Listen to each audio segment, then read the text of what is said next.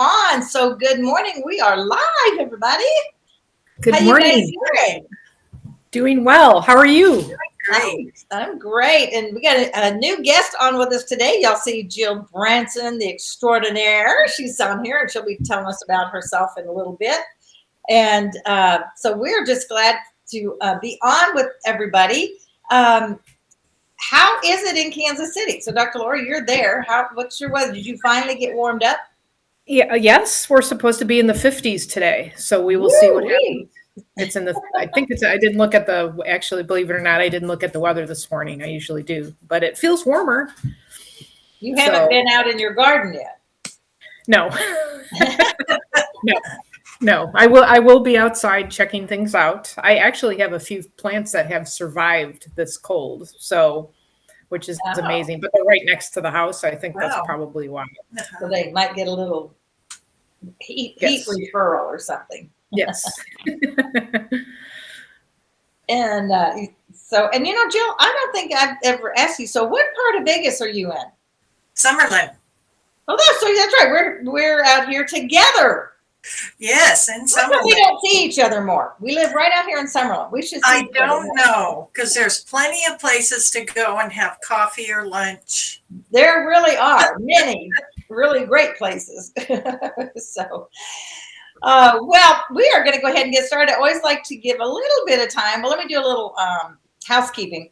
So y'all see, anyone who's out there, you see the link that if you've never signed on, excuse me, with us before, Facebook you have to give Facebook your permission to show your name. And that way, then I can see your comments and we can see who you are. Otherwise, you just come up as a viewer, doesn't show your name. So all you have to do is click that link and I guess say yes, that's okay, and they'll show your name. So Karen, good morning. How are you? Nice to see you on here. Hey, Karen, thank you. I got my card. I love it. It's on my refrigerator. So I love it.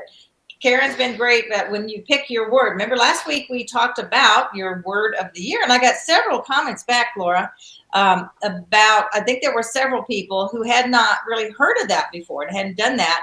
And they really have liked the idea of that, and it's always easy too. You can change your word. This isn't in stone and, you're not committed for life, because sometimes you get into the year and you think, really this other word fits me better. So just want to let y'all know things are not here to be legalistic. They're here to give you freedom and to give you the life you want. So Grace, good morning. And Kathy, yay. Nice to have y'all here.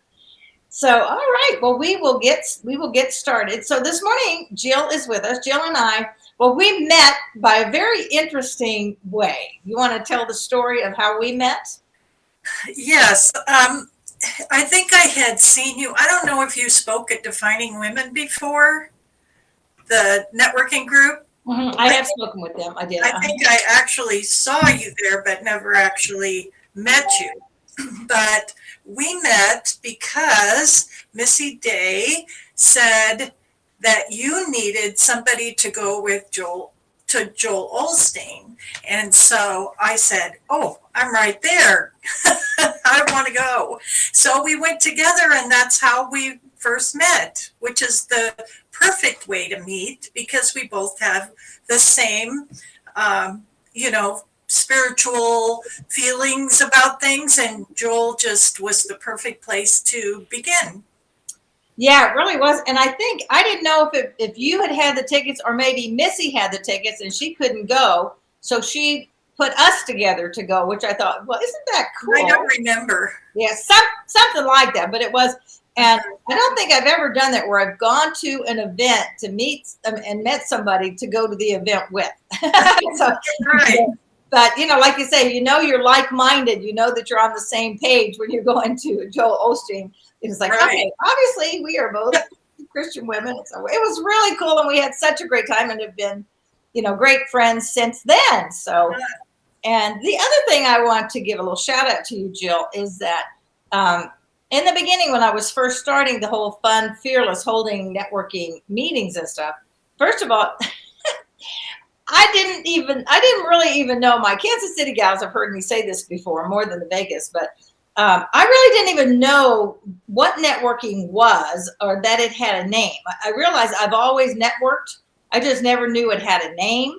And then when I started the lunches, you and Missy were both the ones who said, yeah, go for it. Just do it. And I just needed somebody to say that because I wasn't sure. It's like, should I do this? Should I not do this? And you were awesome. So thank you very much. So the whole reason that we have lunches out here in Vegas is because Missy and Jill were just such strong supporters of that. So I want to thank you. That's I would pretty be more than willing to help anybody that wants to get started with the network group out here in Las Vegas. We could always use another one. Yeah. Well, tell us. I have someone who's trying to get on, so I'm gonna divert my eyes. But Jill, tell us a little bit about you. What are you doing now, and where did you come from? I just love some of your backstory. So just tell us about you. Well, oh my gosh. Well, because of the fact that I have 70 years under my belt, I pretty much, I could tell you all kinds of things. But basically, I was born and raised in California. The Los Angeles, believe it or not, lived there until I was like 20 years old, and I had gotten married. I had a son, and we moved to Colorado.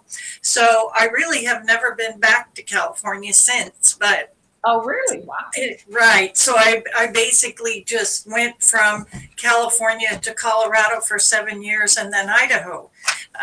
Idaho was because my sister was living there, and she kept trying to talk me into coming up there. My husband and I, my first husband, and we got up there, and we just loved it. And of course, it was kind of the shocker because the weather there is different than Colorado, where I was living, which was, quiet, cold. It comes, it goes, it comes, it goes. But when it comes to Idaho, it stays there a lot. But so anyway, that's kind of where I started. I was in the medical field. I was doing that for 20 some years. I had done retail, and I was single and raising my son for 10 years, and then married my husband, Ron. Now we've been married almost 27 years. Wow. So there's a lot of history there. And every time I think about how old my son is, I just can't believe it. It just isn't possible. It's not possible. Yeah, I know that feeling. My kids too. My daughter is turning 40 this year, and it's like, how can that possibly be? I know it. Years older. I know it's an odd feeling. And your grandchildren, when they get, my granddaughter's almost 21. So that's oh my gosh. Wow. Rocker too. But yeah, so I've done a lot of things. I've been a flight attendant for American Airlines for 10 years. I started at 48, so it was later in life, and it was an awesome experience. I have owned a restaurant, which I did with my husband. He is in real estate, commercial and residential, and he said, let's buy this. And you know my word, I have this word. And I just said, sure. Because I'm always willing and just to do anything. So if somebody gives me an opportunity and I think that it's something that maybe is a little bit out of my range, I'll just say, yeah, I want to do that. I want to see if that's something that I'm going to enjoy. So I did that, did the rest. We had a Wolfie's Rockin' 50s hamburger restaurant with car hops, which was really awesome. And oh gosh, there's so many things. And then when I lived in Colorado, I worked in the medical field, like I said, for many years. And it was a doctor who was in Nucla, Colorado, which is a very small town. And so he trained me to do a lot of things that RNs and nurses do, because we were 100 miles from a hospital. So I learned, I drew blood. We had heart attack victims ladies had babies in our office. We had a lot of different things. So it was just another exciting time, learning more things, and everything that I've done has always gone on to the next thing, which has all of it's been great experience. And then I became a John Maxwell certified coach and trainer speaker, and I'm specialized now mainly in the team building and communications and bringing loyalty back into the workplace. That's the biggest thing. And as we know, we tend to go towards things that we've experienced ourselves and want to make it better. And that's pretty much what, when I was a flight attendant, I was one of 20,000 flight attendants in American before 9/11 happened. And you're just a number. And when you're a number, you for me, my work ethic is really good because of my parents and what they taught me. But some people don't have that. And so I want to get back in there and get the bond going between the employer and their team, and get recognition started, get appreciation for not just your employees, but for customers as well. So all of these things have led to, and I'm sure I've missed something because there's been many, but all of these things have led to where I am today. And I do also Mailbox Power, which is a thoughtfulness engine, and that would be sending out gifts and cards. It's mostly for businesses, and so it works well with what I do because it's all about the recognition and appreciation, and doing that by cards and just being top of mind with your customer, client, or employees. So that's what I do in a nutshell. That's great. Well, isn't it? It's so cool. I think when we look at our life, and like you said, we have a few years on us. We're not 20 or 40 or even 50 anymore. Right. So we've got a longer range to have experiences. But isn't it cool when you really look at your life and you go back and kind of examine that, which is what I encourage all my clients and anybody that I talk to, I guess, to really look at your life in those different things and see the thread of how God is using us all along the way. And everything, like right now, what I do is a culmination of everything I've done before. It's like the coolest thing. I needed this one little piece here, which is why I do this or that. So it's so cool to see how it builds on each other. And you think you're doing all these random things, but they're really not. It's like how they come together. Don't you agree, Laura? Oh, totally. I'm a naturopath because I got sick, and I did the alternative healthy route instead of medications. And so that's how I always say how I fell into it, but it was a change in my lifestyle. And now I'm helping others change their lifestyle. So exactly what you said, Jill, with everything, and you learn along the way. And I was going to comment too, with what you do, Jill, it's so needed to bring back that intentional, thank you, even just manners, thank you, and treating people nicely and appreciate them, because it seems like, especially lately, that it's been lost. And I also think that it's just your employees end up, they want to please the employer. They want their peers, their fellow teammates. They don't want to let them down either.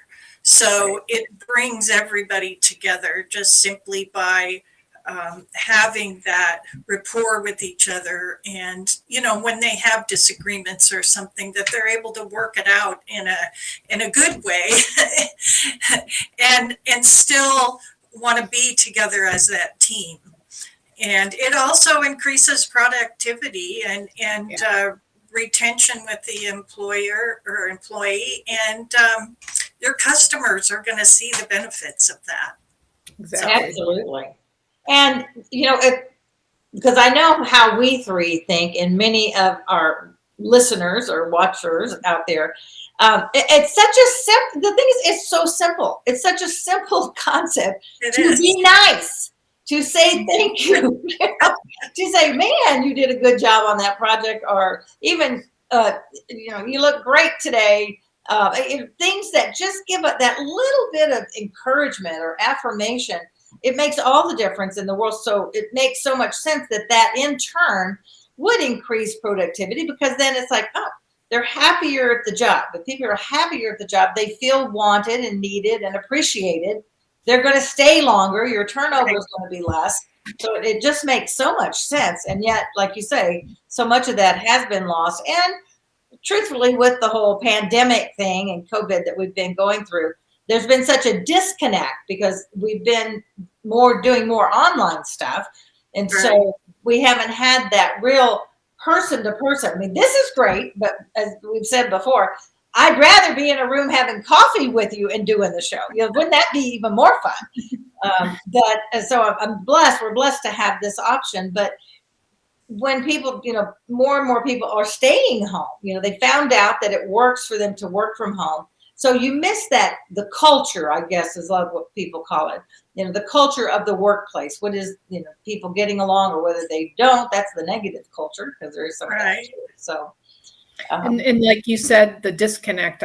My daughter was in college here recently, and when she was assigned her roommate, I had said the week before we were getting ready to go down to school, "Did you talk to her?" And she goes, "No, I'm just going to text her." And I'm like, "You didn't call her up on the phone and ask what she's bringing and what you're?" And she's like, "No, we'll just text." And that's that's how kids are.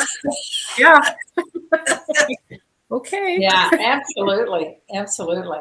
Now, I learned an interesting thing yesterday, and I don't know if had a one-on-one chat with a great gal. And she, for a while, worked in the college.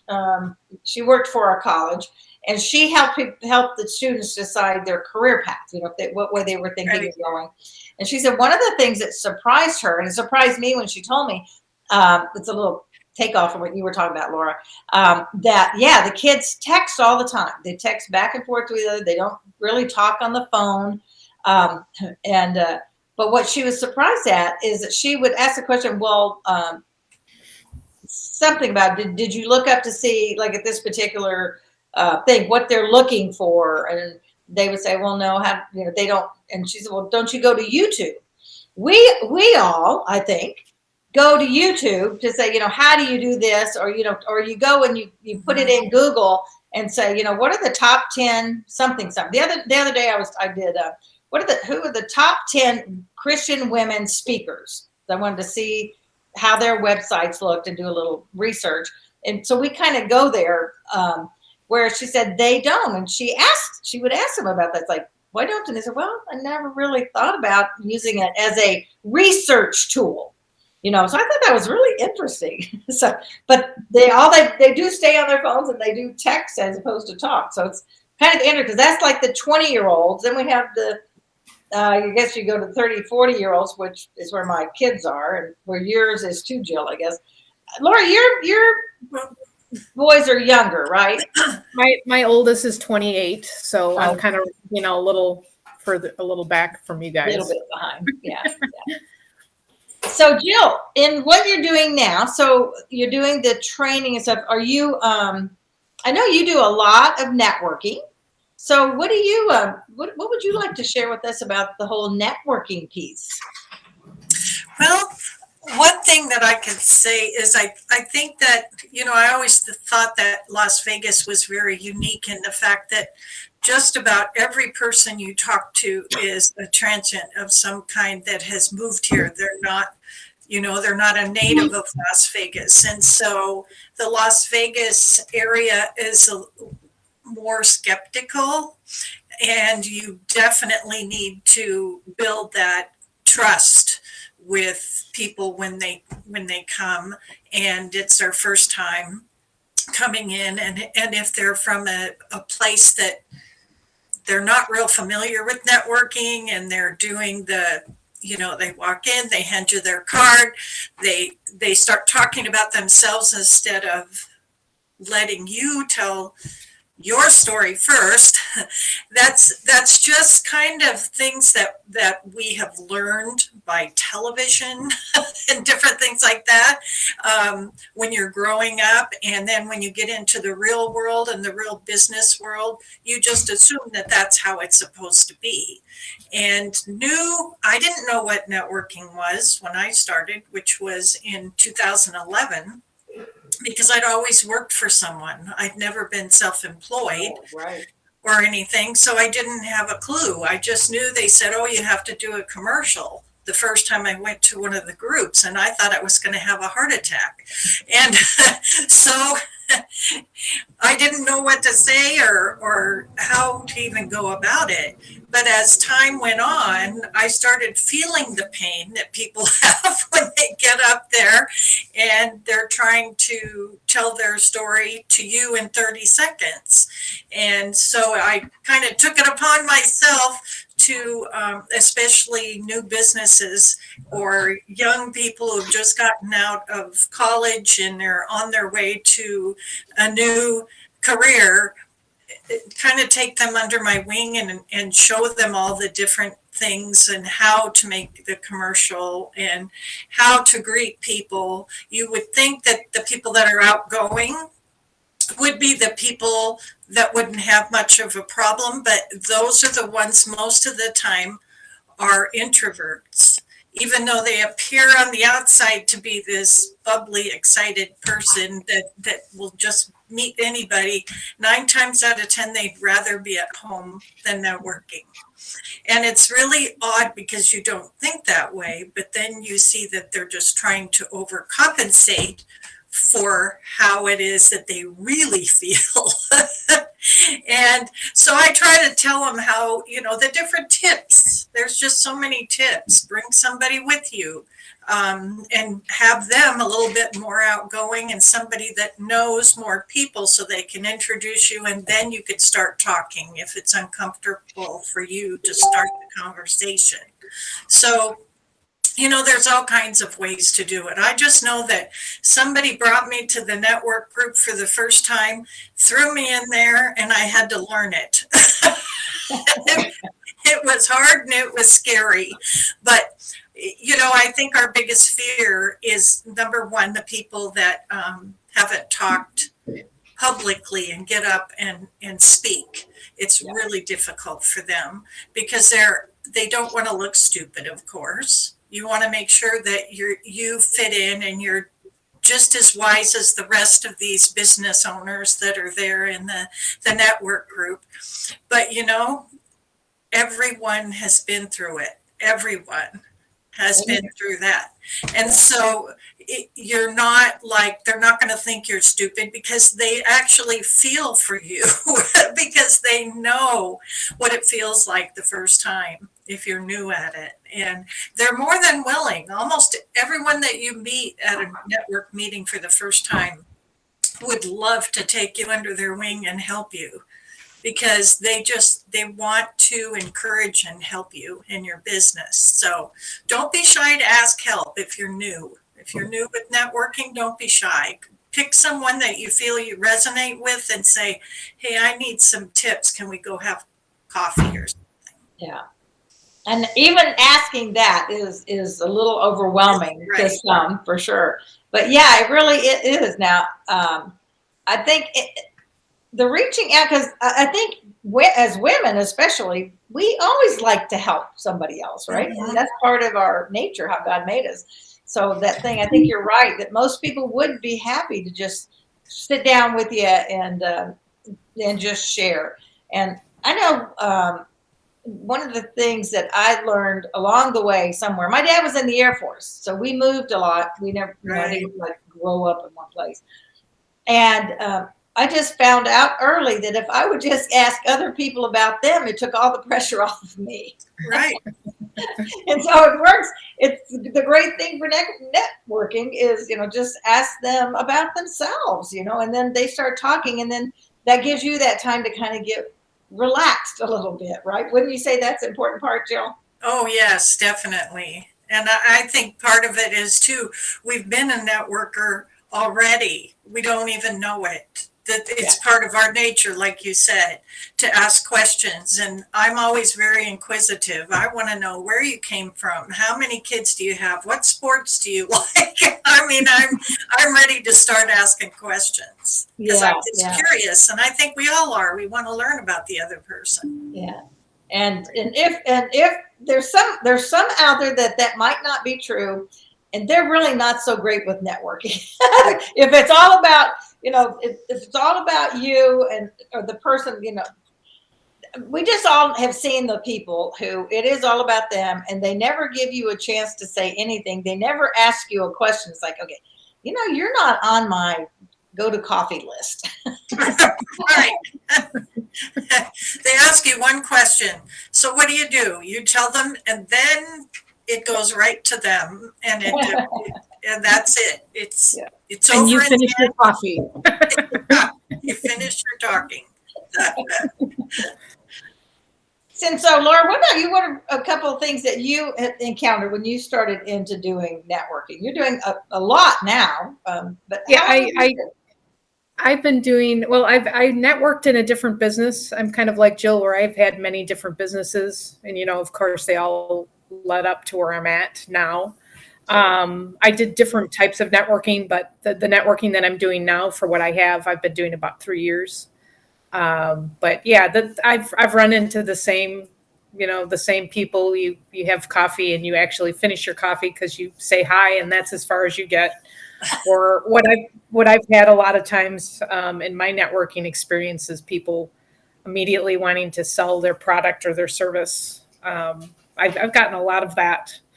So that to me is a big turn off. It's just I want to get to, and I think it's those people that don't understand truly what networking is. It's Mhm. you'll sell your service or your business maybe down the line when the time is right. I want to get to know you so I can refer you if something comes up. It's that's kind of how am I going to get to know you if you've already sold your business to me and I didn't have 5 minutes to just talk about myself or whatever. So same kinds of experiences. Yeah, and I think that in the beginning, I think probably most people who start networking in the beginning do think that it is about selling their product right off the bat, and like it is so not that. Like really is that building of relationship because I'm going to spend my money with people that I know and trust and are people of their word. So but how do you don't know that in a first meeting or a coffee chat?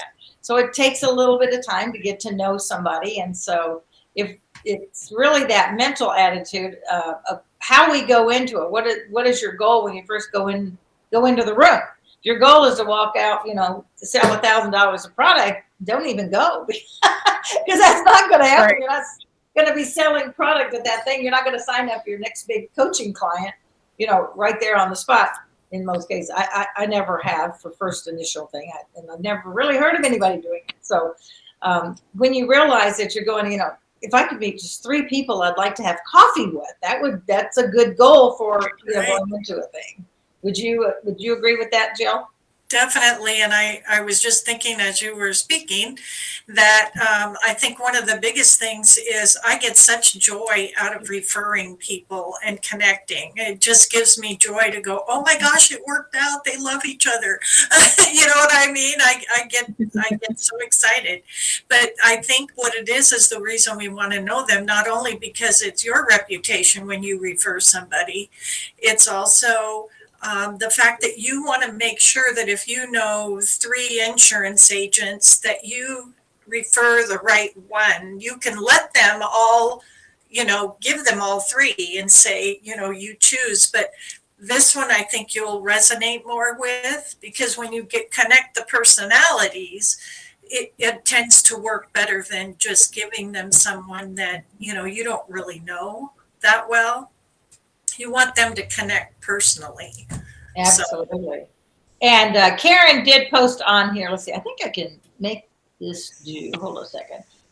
You know how last week I figured out how to, oh, there it is. Okay. So Karen, and I'll just post this on so everybody can see that, but we have another expert networker in our network, and that's Kathy Weaver. And she has 2 books written on networking, and one is Networking on Steroids, and the other is, post the pandemic and networking post quarantine. I think, is that what it is, Kathy? PQ?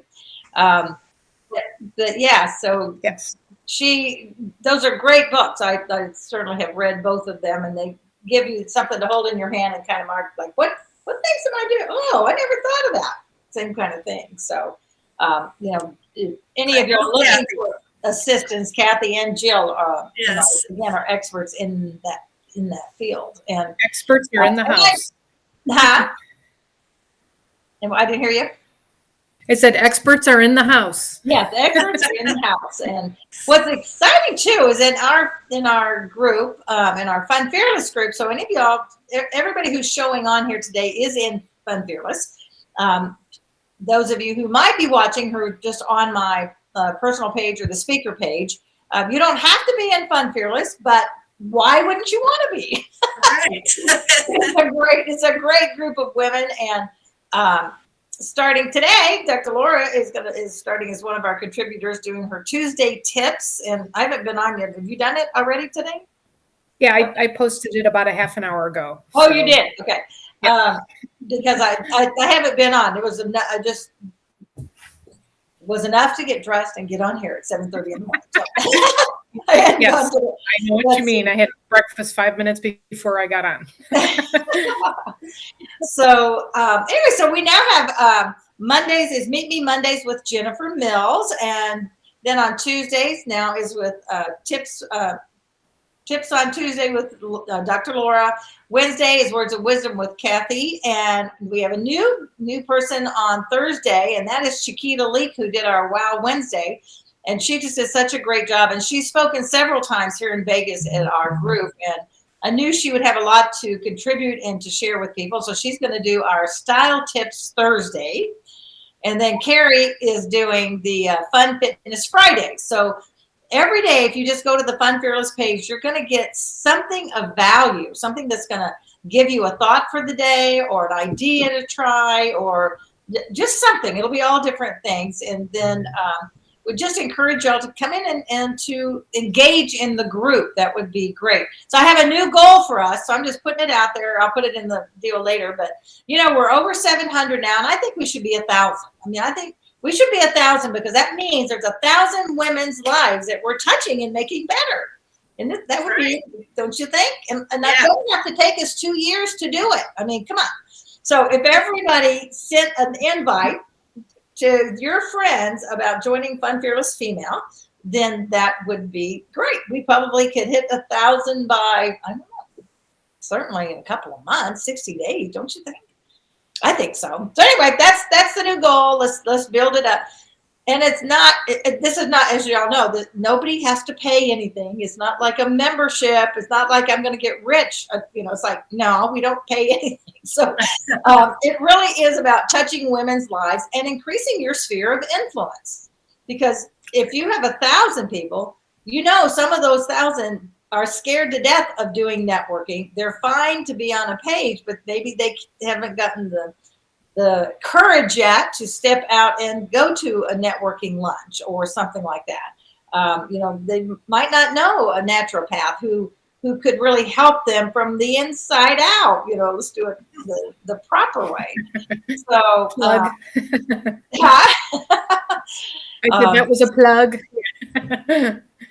And yeah, exactly. And so anyway, so I just encourage y'all. So I want to ask all of you to send out invitations from your, when you go into Fun Fearless, there's a place where you can invite friends and just go down your list and invite the ladies that you think would be great for the group, who are like-minded, Christian women who want to encourage and help each other. So that's a little plug for our group. So there we go. Okay, so we are at the top of the hour. We always get here so fast. So Jill, what one last thing would you like to share with us before we go? Oh my gosh. Let's see. I guess, first of all, let me give you my word. It's magnet. magnet. Oh, magnet. That's a I great want to word. draw people in, right? Nice. Yeah. So, magnet. And what I would leave everyone with, because I just love talking about it. Number one, you're never, ever too old to do anything, no matter what it is. If you have some kind of passion for something that you had when you were a kid, but you never followed through with it, do it now. Even if you just start out in small little steps, just do it, because you will be amazed at how good you will feel that you actually, you're stimulating your brain. You're still going. You're still going for it. You want to do all those things that maybe you couldn't do earlier in life because you were a mom and you were busy with kids, and now's the time. Now is the time. It's never too late, and I just say that I want to inspire people. That's my thing. I want to inspire you that no matter what it is, my word, sure, put that in your vocabulary. Yeah. And hey, if you try something you don't like, it's just one thing you've learned, so. That's right. You learn something from right? everything you do. Mm-hmm. Yeah. Okay, Laura, how about you? Something you'd like to share with us before we go? I'm going to bounce off what Jill said. Success is getting up after, and I don't like to use the word failure, but getting up after you've tripped or fallen or something didn't work right. Success is getting up and trying again. It's punting and pivoting. There's, like she said, we've got all of this life left, and there's still people to influence and inspire and touch. Absolutely. So why not? What else are you going to do? So. Well, and more people are living to be real much older, like to 100. So I figure I'm going to hit 100. My mother's 92. And so I figure I'm just going to follow her footsteps. And, so that means there's another, 30 years or so left. That's another whole lifetime of things that you can accomplish and be an instrument for God to use, so it's like, yeah, it's never too late. I love that, Jill. So I'm going to close it as I always do, just to remind you, and this fits right into what the lady said, that life is not a matter of chance. It's a matter of choice. You can choose to do new things. You can choose to have a positive mindset. You can choose to try something you've never done before. And just step out in faith and just do it and see what happens. You might be really pleasantly and thrilled surprised, right? So everybody go out, make it a great week, because it is your choice, and I can't wait to see you next week. Bye. Bye, everybody.